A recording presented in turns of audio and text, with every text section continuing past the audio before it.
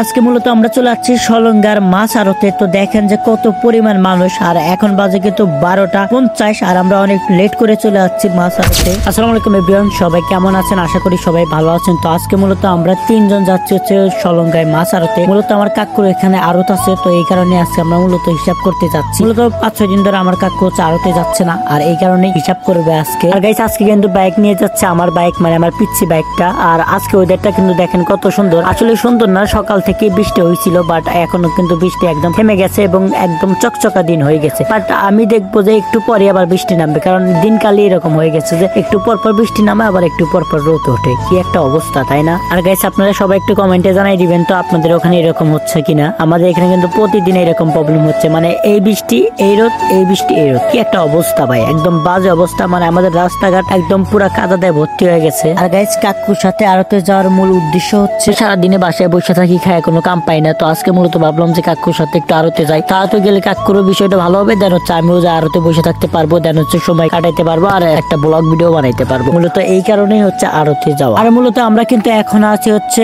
একদম পিঙ্কি পাম্পের কাছে, আর তো অলরেডি চলে আসছি কিন্তু আমরা একদম ডাইরেক্টলি হচ্ছে আড়তে। তো দেখেন আড়তে কত পরিমাণ মানুষ, আর এখন বাজে যেহেতু 12:30 আর 30 এই সময় কিন্তু তেমন একটা মানুষ থাকে না। মূলত এখন কিন্তু আড়ত একদম সম্পূর্ণ শেষ হয়ে গেছে। তো এখন হিসাব পাতি যারা আড়তের মালিক, যারা আড়তে কাজ করে, তারা কিন্তু হিসাব পাতি করতেছে এখন। আর গাইস দেখেন আমার ছোট ভাই কিন্তু চুল ঝাড়তেছে। আর মূলত চুল ঝাড়ার মূল কারণ হচ্ছে কি আপনারা কি জানেন? আসার সময় কিন্তু বৃষ্টিতে আমরা ভিজে ভিজে চলে যাচ্ছি। মানে আমরা রোডের আগে হাটি কুমরুল নামে একটা বাজার আছে, আর এখানে প্রচন্ড পরিমাণ বৃষ্টি নামছিল, আর আমরা ডাইরেক্টলি ভিজে গেছিলাম। তো ভিজে গেছিলাম, কিচ্ছু করার নেই, এমনি ভিজে ভিজে চলে যাচ্ছে। আর এখানে আসার পর কিন্তু একদম পুরাই রোদ, তো দেখে তো পুরাই অবাক হয়ে গেলাম। তো মূলত দেখেন যে আড়তে কেনা বেচা কিন্তু একদম শেষ হয়ে গেছে। মূলত তখনই দেখি যে এখানে পাঙ্গাস মাছ বিক্রি করতেছে, আর ভাবলাম যে আপনাদের জন্য একটু ভিডিও করে দেখাই। তো দেখেন যে কত বড় বড় পাঙ্গাস মাছ এখানে। আর এখন কিন্তু 12:30 বাজে, তো যেহেতু 12:30 কিন্তু মাছ কেনা বেচা একদম সম্পূর্ণ শেষ হয়ে যায়। আর এখন কিন্তু সবাই হিসাব পাতি করতেছে, আর সবাই যার যার মতন বাসায় চলে যাচ্ছে। আর গাইস একটা কথা বলি, এই আড়তটা ঘুরে কিন্তু আমি একটা জিনিসই বুঝলাম, এদের ব্যবহার কিন্তু অনেক ভালো। আর আমরা কিন্তু হিসাব পাতি একদম করা শেষের ভিতর, আর একটু পরে কিন্তু আমরা চলে যাব। তো মূলত আজকে ভিডিওটা এই পর্যন্ত, কেমন লাগলো অবশ্যই কমেন্টে সবাই জানিয়ে দিবেন। বাই বাই, টাটা, আল্লাহ হাফেজ।